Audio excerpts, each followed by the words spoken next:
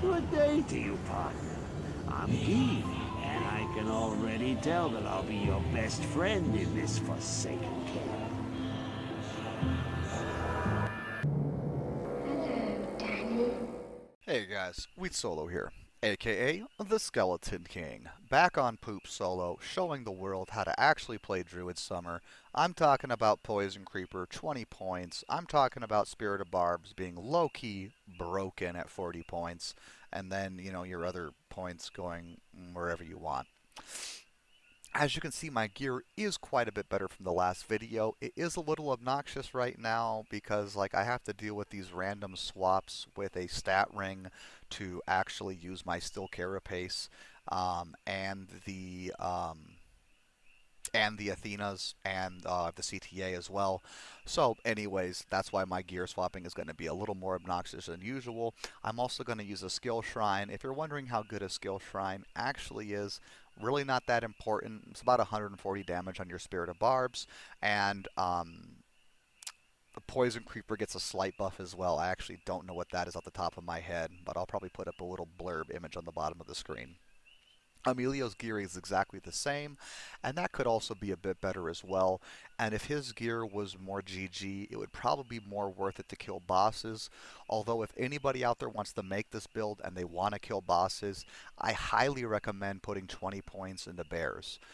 I kind of talked about summons a little bit in the last video on whether or not bears are a good idea, and I'm torn. I don't know if running 20-point bears is better because having some extra points for lycanthropy or hunger is very nice.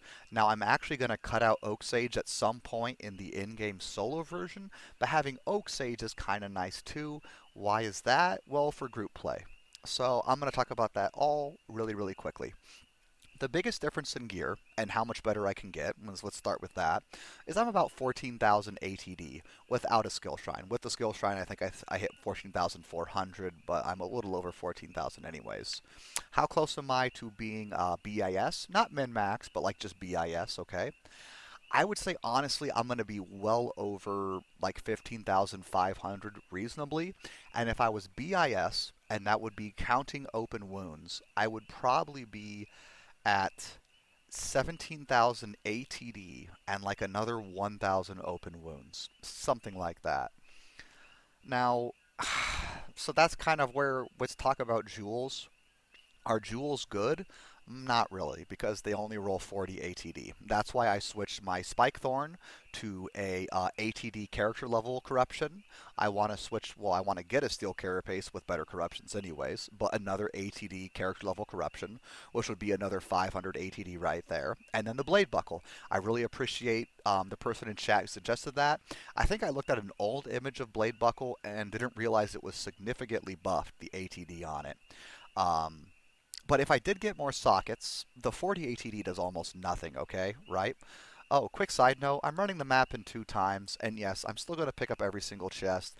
I'm going to identify all the items, and the map took under 10 minutes, counting some of the setup time as well. I went a little slower than normal because I was showing off some of the gear swapping with the ATD and the skill shrine, but most of the time I don't do that. And when I'm casually playing, it probably takes me about 10 minutes in a game to run a map from beginning to end, the whole thing.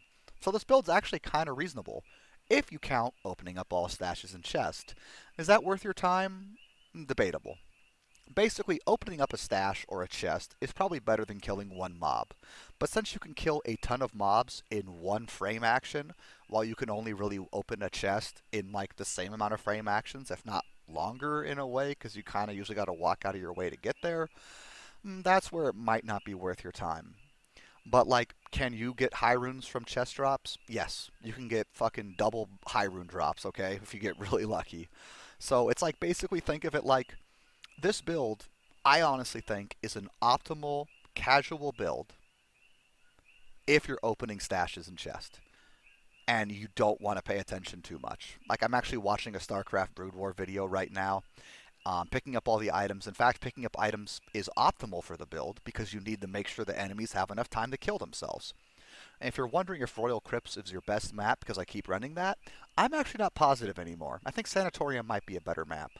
The other options are going to be Phlegtron. That's if you have a ferocity. Sorry, cut that out. Ignore that. Tarajan Jungle, Ariat Battlefield, Royal Crypts, and Sanatorium are by far the best maps. And Sanatorium might even be better than Royal Crypts because the enemies are faster, right? A lot of the enemies in this map are a little slow and clunky, and actually the tankiest mob in Sanatorium is less tanky than the Vipers, who are ludicrously tanky in this map. I have no idea why. Now, finishing off Jewels real quickly, I apologize for my tangent. Open Wounds actually makes Jewels really good. If you can get for your weapon, 15 IAS ATD open wound jewels, and then for your other slots, just ATD open wounds, sockets become really good. Are they better than an ATD character corruption, like 3 sockets as opposed to 2 sockets in ATD character level? No. But really good jewels would really help if you could, let's say, get a 3-socket Spike Thorn instead of a 2-socket Spike Thorn, which, mine doesn't even have sockets yet, okay? And an ATD corruption. So, with the weapon, is an ATD jewel worth it? I ran this a lot with actually just Force Shales, and I think the Force Shales felt better. That gives you the option to attack a boss if you want to. In this run-through, I actually skipped the boss because trying to attack him with my terrible frame data is awful. And actually, if I attack the boss while the mobs are killing themselves, I can get enough Crushing Blow procs off that he actually dies pretty quickly. No joke. But without the Shale runes and the ATD jewels, which don't even do that much, there's no point in me attacking, which is why I took attack off my my left click at some point during the map. So that was kind of stupid of me, but again, I don't really want to attack things. I kind of want this to be a pacifist-based build, but if you could find IAS ATD open wound jewels, that would be amazing. Stone Crusher also really helped as well. That is strictly better than any of the weapons you could run on this build. Now, that's barring Innocence-based builds, and the Innocence-based build will be coming. I actually work on it this week, I promise. Now, that's all I'm going to talk about with this build. I'm going to make one more video about it. I'm not going to slow it down, and I'm going to have basically closer to that BIS gear, not min-maxed. And I think I'm going to shoot for a sub-8, opening all chests, everything else that you guys have come to expect from this kind of character playthrough. And as you can see, pretty safe, especially with the Oak Sage. Now, playing it in groups was actually really fun. I felt like I helped the group more than a Summon Necro from Season 2, not counting curses. And that to me was actually really cool. If you're wondering why it was useful, well, I'm kind of like a free Crushing Blow proc on all the enemies. If I'm nearly one-shotting most enemies in a T2 by myself, in a P8 T3, I'm basically doing like 15% every time they attack me. So if I just run forward, and by the way, I'm actually safer in a group map because of all those aura supports, right? I never was afraid of dying, really.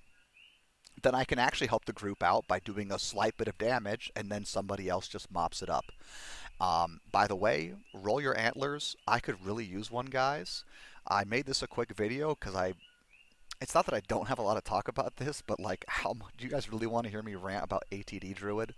Just know this. You guys should try an ATD-based build if you like opening up stashes and chests. If you don't, it's just a meme. Alright guys, Skeleton King out. GG. Come play with us, Daddy.